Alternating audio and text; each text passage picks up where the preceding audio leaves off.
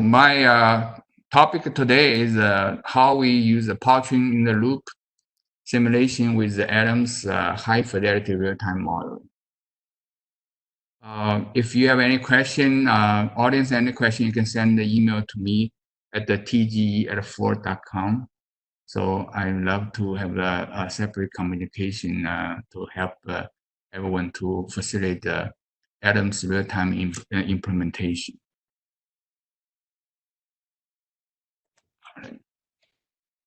So today I just want to talk about the 10 subjects in this presentation, but the bundles 2 to 4 into the one slide and explain how we're doing use the Adams real-time in Ford and powertrain organization, and what is the content, how we use it, and what is the application we did.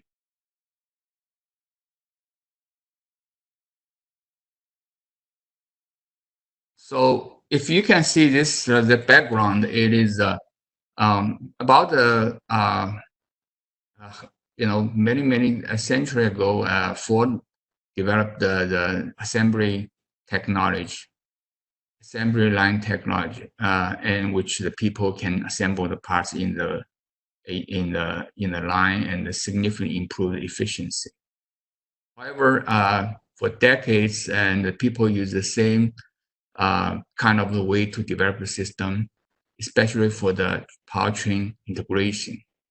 Our powertrain integration is mostly done in the vehicle, and with every time, with every integration, need a prototype and do the control, and need a separate prototype to develop the system, need a separate prototype to develop the calibration, and then put together. So this is a very lengthy process, and also need to go to the multiple proving ground all over the world, in Europe and even the US. There are 3 proving grounds, and you need a lot of a trip over there, to get one vehicle settled.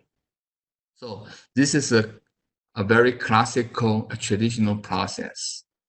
However, we are not in the era of the new technology. We have a lot of new technology available. We have high-speed computer. We have a low inertial dyno. So about several years ago, about 5 or 6 years ago, Ford instead of project tried to develop the system which integrate in the lab, every doing the powertrain integration in the lab with the virtual vehicle testbed. So also with the virtual proving ground.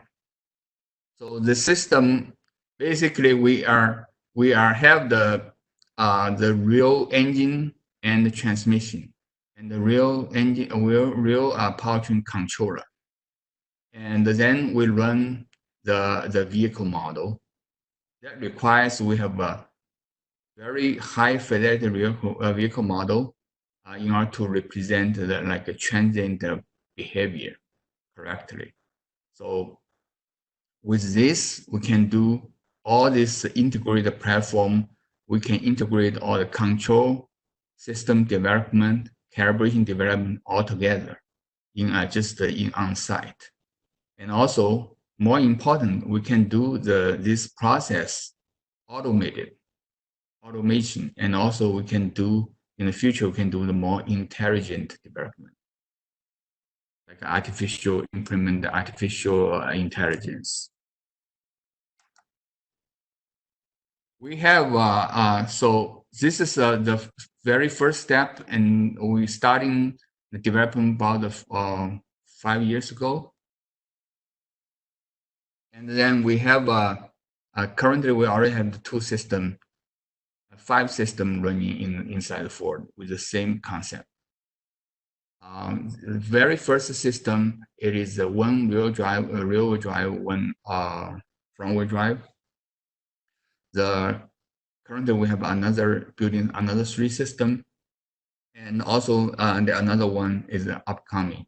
So eventually Ford has in the near future we have a 6th system doing the doing the simulation. Powertrain hill dyno, we'll do the simulation with atoms. So the overview is we try to enhance existing powertrain dyno capability. So we have the dyno site is available. So we just put the high inertial dyno, but a low inertial dyno with a high fidelity model. And then the one thing is the very important word is just like Ian just mentioned. It is we try to do some real time, try to do some integration, and but I think it's what happens due to for the fourth scale model, we have the lot of degree of freedom in there. We have but the fourth scale model has a deficiency because fourth scale model it is you relying on your offline input and output, which is basically the whole system is not in the closed loop. Therefore, but most of the controller, they are very smart. Right now, the controller, they have adaptive control, all this adaptive error states, and all to the environment. So, and also it's like ADAX. There's so many things going on with the controller. Therefore, what they are interested, they have to go to some reasonable frequency band, and they need to get the input from them, and then they do the online judgment, they do and then the online control the vehicle. So this is a vacant area actually. When I was experienced as the CAE engineer, we just do the replay the talk and get the result. It looks like we get a pretty good correlation. But when we get into the vehicle, the story is completely different.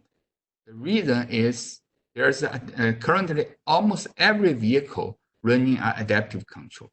They change the controller based on the environment input temperature and based on the environment input of the road condition, and they change it, and then you find that your correlation will be is miserable when you compare with the real time with the offline very accurate model simulation.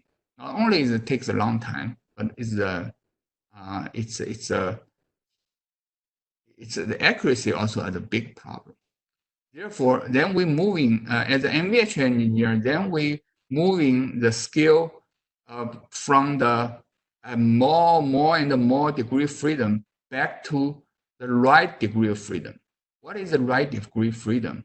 It is where you are looking at your frequency bandwidth. If you are looking for the frequency bandwidth only 30 hertz, like a lunch shuffle, or it's the idle vibration. So we just need to cover the system to the 25 hertz to 30 hertz. So in that band, actually the most active band, the controller is react. Beyond that, you can do the subsystem simulation.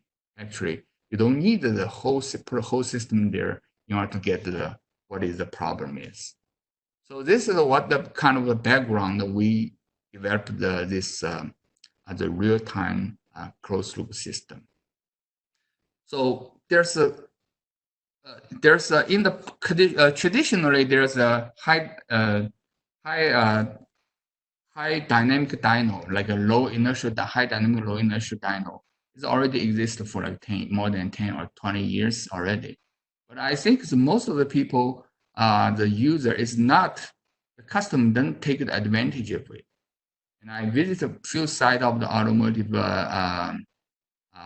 supply or OEM. So they put the low inertial dyno, put the inertial ring on the low inertial dyno, just to prevent some of the unprecedented behavior of this low inertial dyno, which is a complete waste of the system. So what we have here is, so we put all systems meshed up together. First of all, we have to acquire the high dynamic dyno, low inertial dyno. And the second of all, we need to establish the high performance hill, which is can compute really very fast. Third, we need a high fidelity model from atoms real time. So therefore, we can do this simulation in the closed loop to with the controller, with the PCM, and then and the feedback to the design and the strategy. So we have so therefore the 3 high is critical for this project. High fidelity model, Aaron's model, which is include all this accurate hardpoint location and bushings.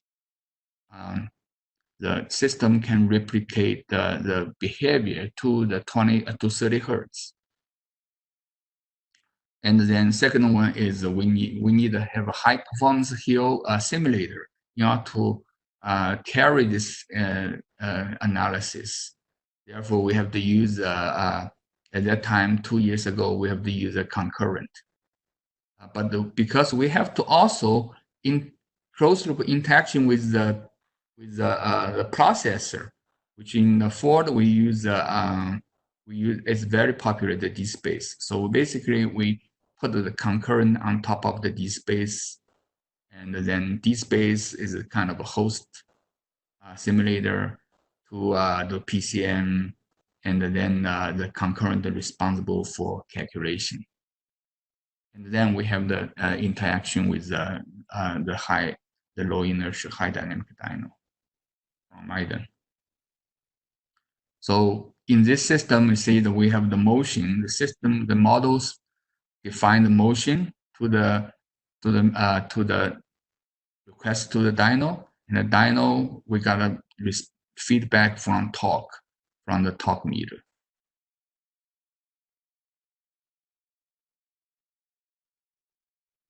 So we're talking about the challenge. How do we implement the system? The challenge to implement the system, it is now we face 2 things. One is we need to introduce the high fidelity model, definitely is from atoms. And then this is basically we need a scale of the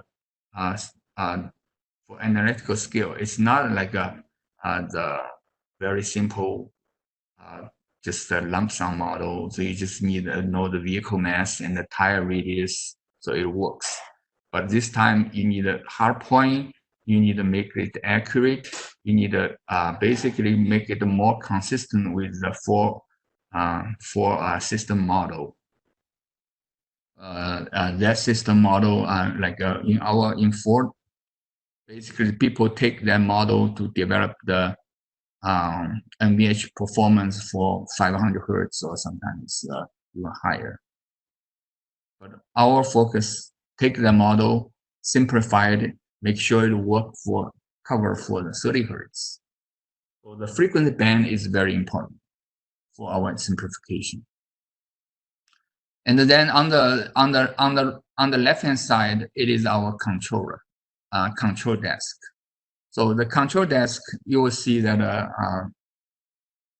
this GUI, this platform, this interface, it is basically provided for the users who doesn't have any CAE experience, and they don't need anything CAE experience. They just use. We try to give them an interface, use as it is. You sit in the vehicle. You can see in this GUI. The operator interface, we have engine speed, we have a vehicle speed, and we also have the output shaft speed and the pedal position. Therefore, this GUI is exactly the same as you sitting in the vehicle. So you don't need the operator doesn't need any additional experience with knowledge on the CAE model, because on the right-hand side, the modeler interface will prepare the model. We load the model, the RTDB. So in the left-hand side, you just need to select which model you are going to run on here. So this interface, operating interface, also provides the 6 function. The one is you can manually drive it with a Logitech G29. the pedal. You can when the pedal, when is the brake. See here, when the pedal, when the brake, and they can drive as you drive the car.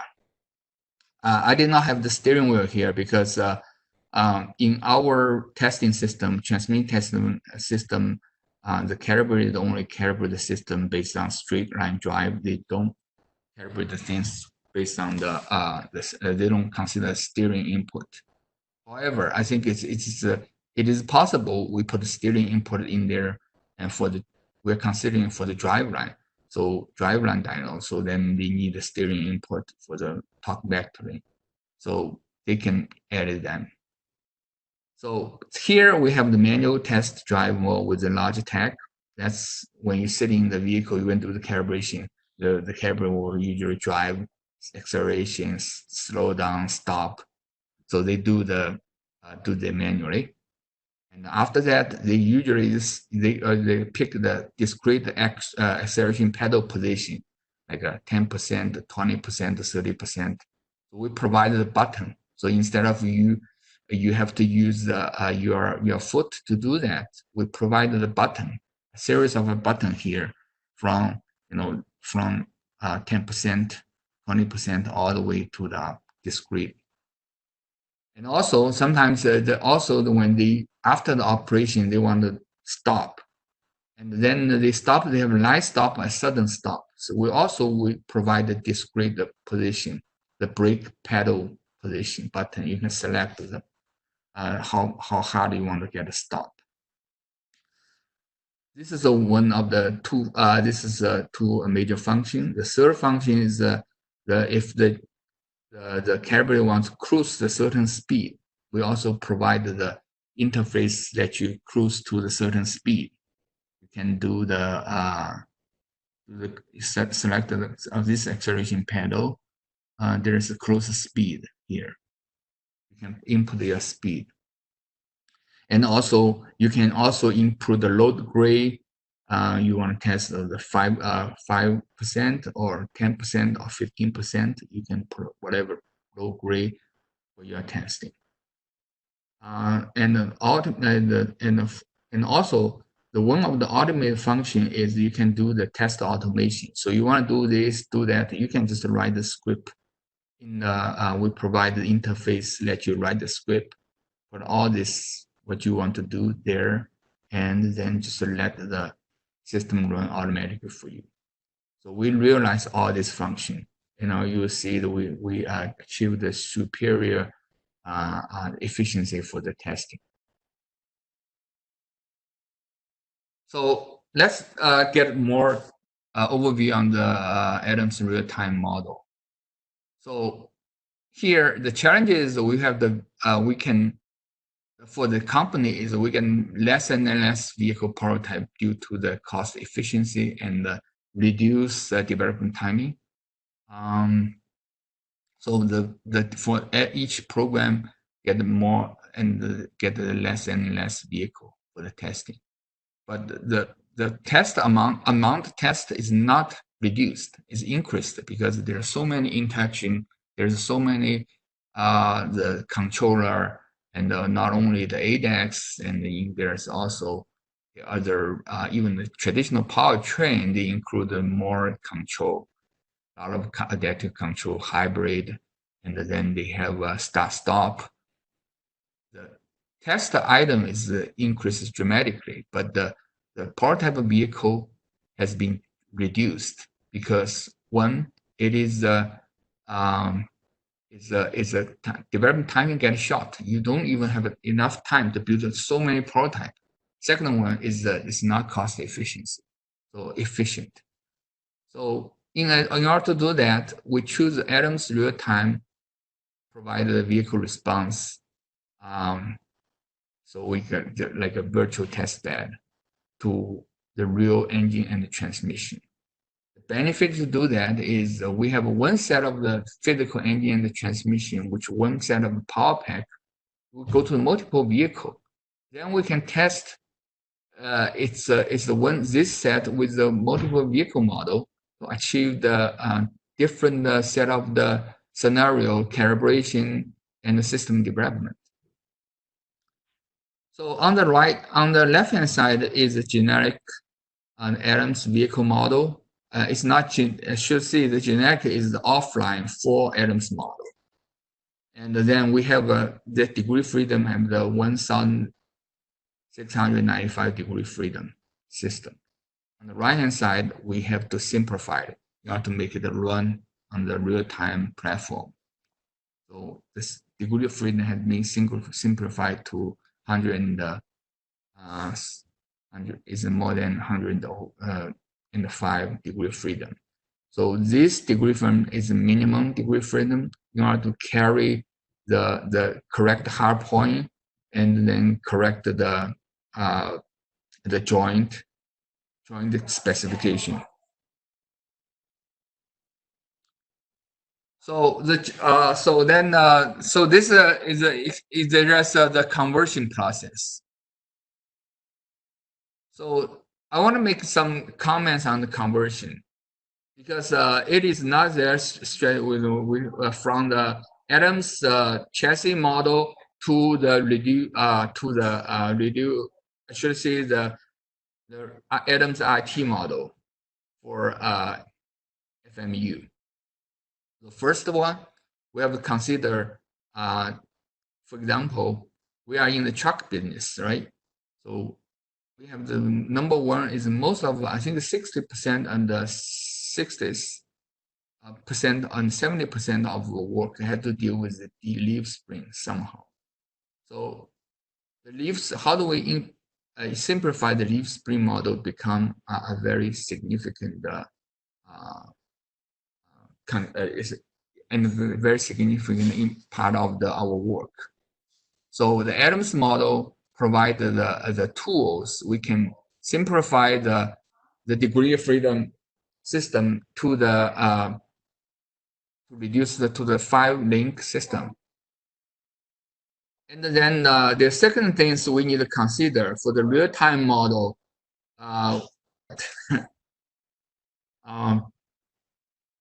Second one thing we need to consider is that we need to put the I/O with the controller because unlike the offline model, high fidelity Adams model, they basically every self-sufficient.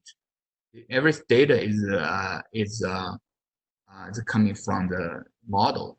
But if you do the real-time model, we'll take the data from controller, we take the data from dyno, we take the data from all over the place. So the signal I/O is very important to be set it up. And then third part, we have to do some the actual setting to simplify the diffs because there's a quality. It will take a long time to solve the issue for the diff. So, and then we make the simplification on that. So here is the example. See how do we simplify the leaf spring model, the 4-scale leaf spring model to the 5-link model. And this Adams team provided the automated tool to simplify where the location of the 5-links model and in order to match the low frequency performance of the 4 leaf spring model. This is very helpful.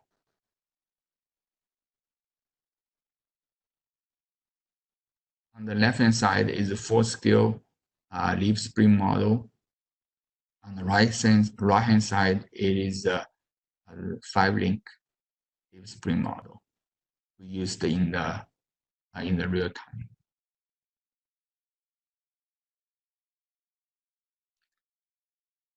So this is the kind of the process we've been put together. So we basically got a lot of help from the cross organization inside Ford. Powertrain and VHCE team, it is our source to provide us the 4-scale model, the Adams model. Their model usually handle the high frequency problem much higher than our 25 to 30 hertz. So, but they usually in the good quality, the right pushing rate, good right hard point. So we take that model and we build our real-time model. And also, after build our real-time model, we also get the support from the other team, the control team. They do the desktop calibration with the pedal and the torque mapping, and we calibrate our model to make sure the vehicle running in the same speed which we intend to be. After that, we will test the vehicle and basically do the low speed. We make sure it's a closed loop.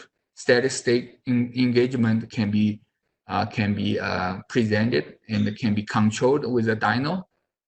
So this is a critical step. We have to check the signal sanity is just as in a vehicle, it is correct, wiring is correct. So with a very slow and even standstill at the dyno speed. After that, then we do the closed loop dynamic stabilization, and then we do the calibration for the real calibration work. And this is with the controlled condition. And after that, and we will take that to the load, which is the different load profile recorded from the all over the place, all over the world, and we just run the load test, and then we deliver the result. This is kind of a generic process we'll be using right now, starting from the real-time model, offline calibration with the desktop calibration team, and then we make the standstill test on the dyno to check the signal, and then we run the closed loop dynamic testing, and then we add the load testing, and then we complete the result. Here is the kind of the operation. We replace the vehicle driving test on the left hand side with our hill dyno simulation on the right hand side. So Adam's model is running inside the computer in the concurrent, this black one is the concurrent computer. So the big tower is a D-space tower. We stack these things up, two things up, and make it the high performance. So this is the whole things, the system which I introduced, the brief overview of our the system, Hill system. However, I think it's every team wants to do this same project. You will encounter two questions. It is how do we define the success of this project? And then for me, I have the question. It is how good is good enough? So basically, there's two questions. So when I review with my executives, they always ask, you spend a lot of money on that, but how do you define this your success? So it is very important. If we don't have we need to have an exit plan to see what is your acceptance criteria. So for the typical CAE tool, we say, hey, we play this talk, we got a line on line with the test result, we are success. But it's just not going to be the case in the real time hill simulation, because even if you drive the same vehicle running down the same road twice, you got a more than 15% of difference. You don't even can replicate this what the first run you had. So there's a very, very tricky, how do we define the success? And I would like to share with the audience in this time to see how do we define that. So the sign of a process, I've been thinking about that a long time. And then I think because mostly the people, if you see the people sitting on the vehicle on the left hand side, they use their drive feeling. They use the eye, they use the butt, they use their hands to feel what's doing the calibration. But if you're sitting on the right hand side, you don't have all these tools. Every input is gone. So they are very uncomfortable. So in order to do this, we introduced one of the intermediate tool we call the and also industry recognized tool, the AVI drive. So AVI drive will give you second one is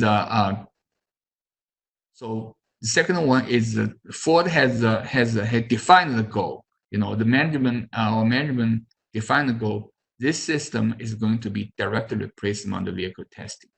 So therefore, we got a lot of management support toward that direction.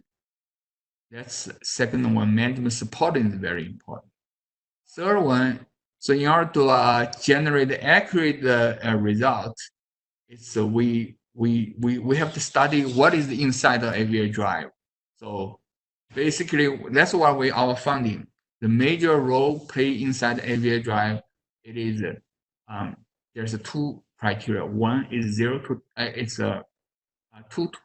10 hertz. It's very important range. They dictate the rating. Second one is 2 to 25 hertz. You know, beyond that, it doesn't matter. Therefore, we can simplify this our the 4-scale Adams model according to what the Adams scale our model fidelity according to what AVI drive takes.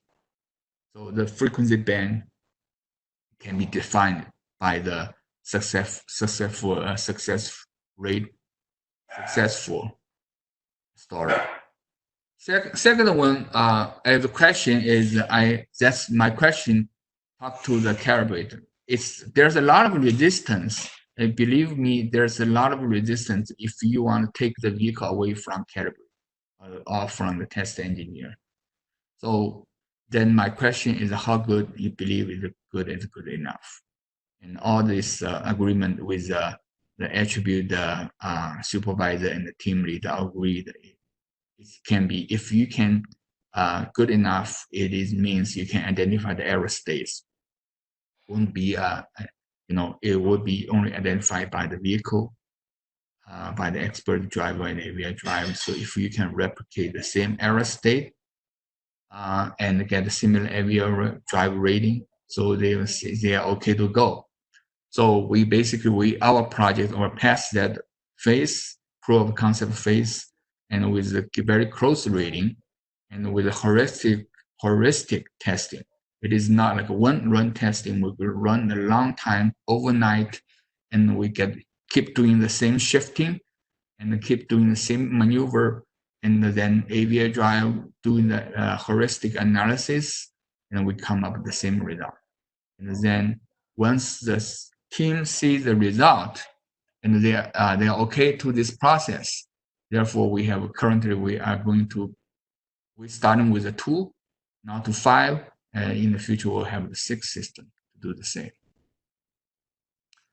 So here is I just have an example to show here. It is even if we talk about the heuristic analysis inside the AVI drive, but we can still see some of the correlation between the drive and then closed loop simulation in a hill versus the vehicle.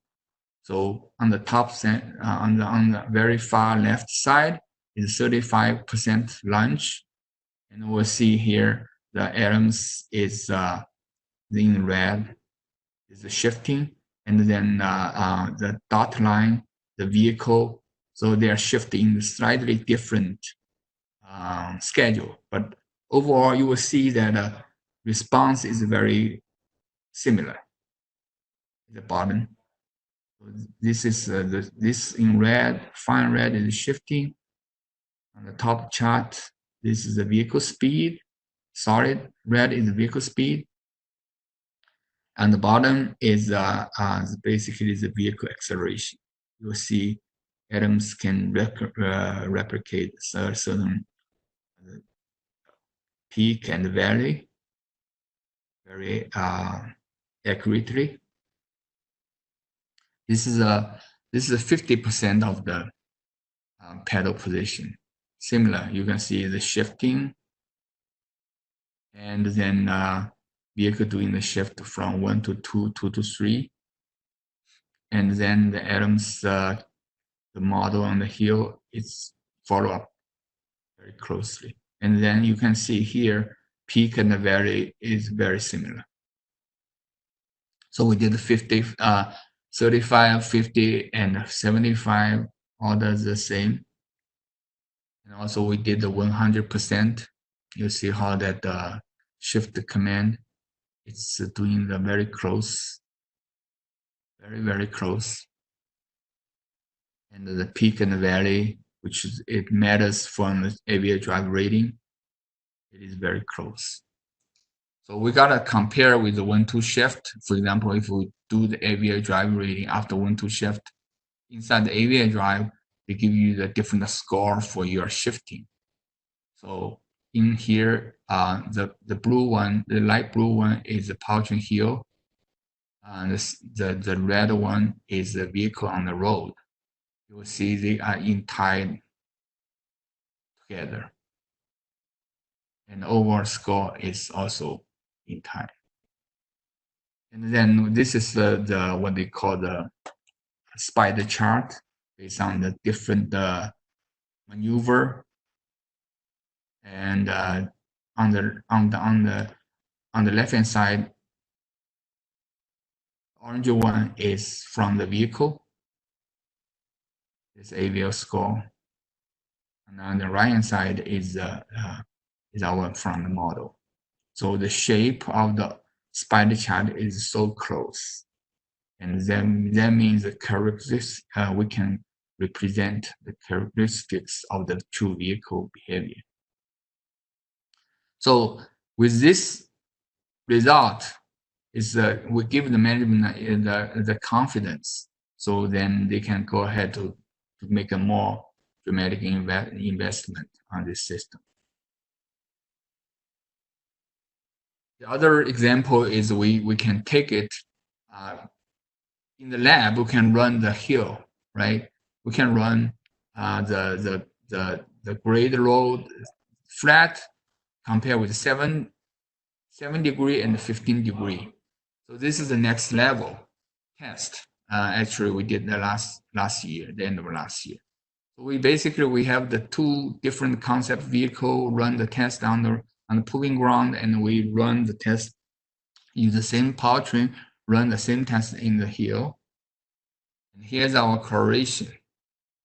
You can see here on the flat road, this is we compare the engine speed. You know, this engine speed behavior is very, very close until you basically on the coast down range, slightly different. In the 70%, the red one is in the atoms, and then the black one is in the vehicle. So the engine speed is very close. The vehicle speed, which is a very slightly dimmed one, is matched together. You see all this vehicle speed matched together. And the 15 degree, yes, the atoms are running more smooth, and the vehicle, I believe, is under the power run the 15 degree because they need to tow a big trailer. The trailer is 4,000 pounds. So it's a small vehicle trying to tow a big trailer. So they have a slip all around, tight slip. But you will see here, so the vehicle is up and down, up and down to tow the trailer to the 15, up to the 15 degree. In the atoms, we're slightly better. We just don't have this such a severe up and down. But basically, we'll see the behavior is very similar. So also we do some of the tests here. It is do the split mu front aft. You will see on the behavior like here on the rear when you starting. Okay, sorry, I made the error. It should be front wheel and rear wheel. So I flip this side. So when you see the vehicle speed, the front starting. Okay, I'm right. When you go to the slip in the torque, the rear wheel get a lot of torque here, and then after you go to the slip, where when you the rear will get the slip and the front will get a lot of torque here. So this is kind of a behavior when you simulate the road load condition. Like I mentioned, after your smooth road test, you run the road load. So here's our efficiency comparison with the real road test versus on hill automation. You will see we have a huge improvement. If you real road test on the real road, that people can handle these items, which we typically do in the calibration, we need 8 days. But if we run this on the script mode with a desktop in the lab, we only need take 1 day. So basically, we only need 10% more than 10% of the time, which should be spent in the road test. Not even count. You need to travel, and you need to ship the vehicle back and forth. So there, you should see this. The saving is very significant benefit. So I want to get the conclusion. The powertrain dyno testing system and help for transmission team to do the upfront design study with fewer physical prototype in a very short time frame. It is also facilitating the subsystem tuning in a well-controlled lab environment. You can tune not only you can tune your mount and the suspension, and also you can tune that the cold temperature, because the lab has a cold temperature capability. So in addition to that, the same engine transmission prototype can be deployed with the different multiple with the different the vehicle models if you use the same power pack. Therefore, you can support in different programs. So my conclusion is Adams IT plays a vital role to provide the accurate, high fidelity model output to support the high frequency bandwidth shift quality simulation. And I should see, since the contribution from the NSC Adams team, you did a good job to support this their product. Thank you very much.